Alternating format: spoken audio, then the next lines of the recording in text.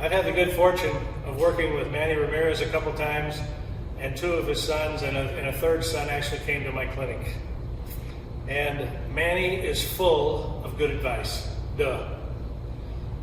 One thing he said was, no matter how hard you hit this ball, you want to hit the next ball harder.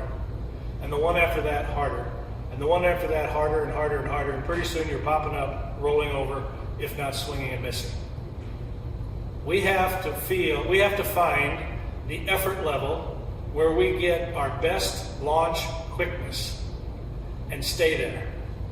And when we stay there and rep that and rep that and rep that, our power gets better and better and better. Not that it's bad to begin with. I maintain that when you swing the high level pattern swing for the first time, it's at least equal to the power of your old swing.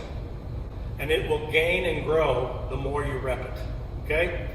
So we can't afford to muscle up. That's what happens when you want to hit the ball further and further and further. You start using your strength, not your technique. There's a mechanical advantage to the technique. And when you do it right, you might feel like you're cheating yourself, like you're not giving it as much as you can.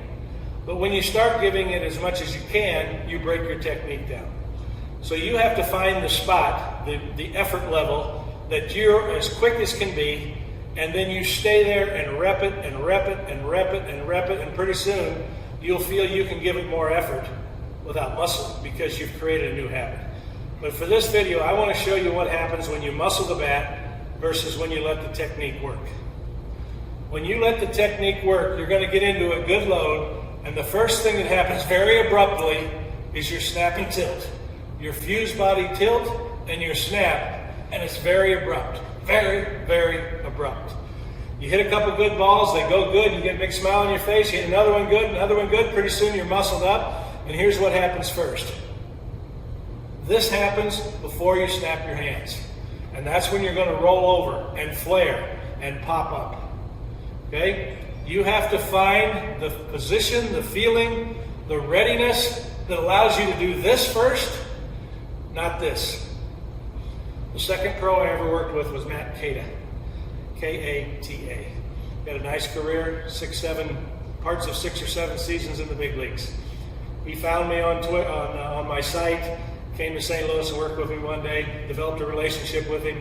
We exchanged a lot of video. One day he sends me a post, a video, a text, or whatever it was, probably an email. He says, "Rich, if the first thing I do is this, I get beat." He's absolutely right. That's what muscling does. When you try to muscle this heavy barrel, you're going to muscle it with your chest, but when you snap it correctly, you're using your back. You're using your back against your back leg. The stretch and fire, it's uncomparable. Stretch and fire, way better than a muscle barrel.